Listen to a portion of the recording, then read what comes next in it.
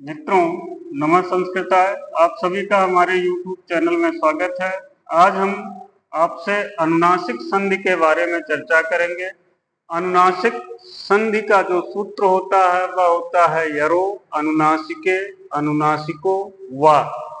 वा का अर्थ विकल्प से, अर्थात यदि यर प्रत्याहार पूर्व में हो और उसके बाद अनुनासिक वर्ण आया हुआ हो तो उस यर प्रत्याहार के वर्ण को विकल्प से अनुनासिक आदेश हो जाए। नहीं भी होगा तो जैसी स्थिति है वैसी ही बनी रहेगी। अब आप यर प्रत्याहार को समझ लें। यर प्रत्याहार में है वर्ण को छोड़ करके सभी व्यंजन आ जाते हैं। यहाँ पर मैंने लिखा हुआ है, ये यर प्रत्याहार है। यर प्रत्याहार में आप देखें कि है प्रत्याहार को छोड़ करके सभी व्यंजन यर प्रत्याहार के अंतर्गत आ जाते हैं। तो नियम आपका कह रहा है कि यदि यर प्रत्याहार पूर्व में हो, मैंने लिखा हुआ है कि पूर्व वर्ण क्या हो, यर प्रत्याहार हो, पर वर्ण क्या हो, कोई अनुनासिक वर्ण हो।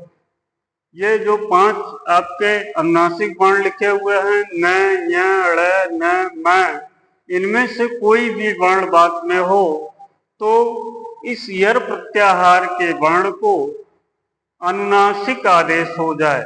अब अनुनासिक हम किसको कौन सा करें, इसके लिए फिर हमको वहीं जाना पड़ेगा। इसके पहले आपको मैंने बताया था कि स्थानीय अंतरतम सूत्र की हम सहायता लेंगे। स्थानीय अंतरतम सूत्र कहता है कि जो जिससे जिसकी साम्यता अधिक हो वो वर्ण आदेश कर दिया जाए। तो यदि क वर्ग का वर्ण होगा तो मैं आदेश हो जाएगा, यदि च वर्ग का वर्ण होगा तो यह आदेश हो जाएगा, यदि ट वर्ग का होगा तो ड़ आदेश हो जाएगा, त वर्ग का होगा तो न आदेश हो जाएगा। और यदि यहाँ मैंने प वर्ग छोड़ दिया तो यहाँ आप लिख लें प, फ, ब, भ और म। यदि प वर्ग का वर्ण होगा तो म आदेश हो जाएगा।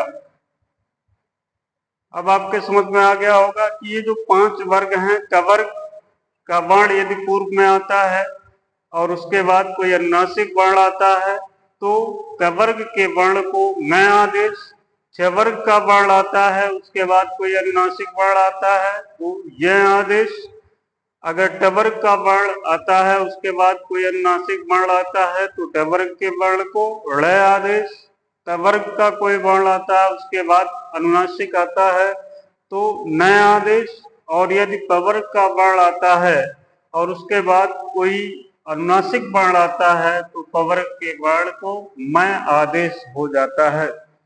यहाँ मैंने उदाहरण के रूप में लिखा हुआ है कि प्राग धन मुख, प्राग धन मुख, ये क वर्ग का वर्ण है क और इसके बाद अनुनासिक वर्ण मैं आया हुआ है, इसलिए इस क को विकल्प से मैं आदेश होकर के हो जाएगा प्रांग धनमुख बराबर प्रांग मुख।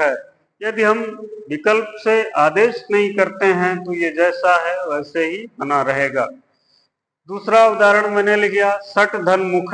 यहाँ ये मैं अनुनासिक वर्ण है जो बाद में आया हुआ है, उसके पहले ट वर्ग आया हुआ है, ट वर्ग का वर्ण है ट, तो ट को ड़ आदेश अनुनासिक वर्ण होकर के सट मुख प्रयोग बन गया। इसी तरीके से दिंग धन नाग मैंने लिखा हुआ यहाँ न अनुनासिक वर्ण है और इसके पूर्व में क वर्ग का वर्ण क आया हुआ है तो क वर्ग के वर्ण को मैं आदेश विकल्प से हो करके दिंग नाग प्रयोग बनता है। यदि दिंग नाग नहीं बनेगा तो दिग नाग जैसा है वैसा ही बना रहेगा। मित्रों, यह व्यंजन संधि की अंतिम संधि थी। अब स्वर और व्यंजन 2 प्रकार की संधियां मैं आपको पढ़ा चुका। मैंने आपसे बार बार कहा है कि आप इससे संबंधित अभ्यास को करते रहें। आप अभ्यास कर रहे होंगे ऐसा मुझे विश्वास है। यदि आपको कहीं दिक्कत होती है तो आप मुझे कमेंट बॉक्स में बता सकते हैं। जिन मित्रों ने अभी तक मेरे चैनल को सब्सक्राइब नहीं किया है वे मित्र चैनल को सब्सक्राइब कर लें, जिससे इस तरीके की वीडियो आपको प्राप्त होती रहे।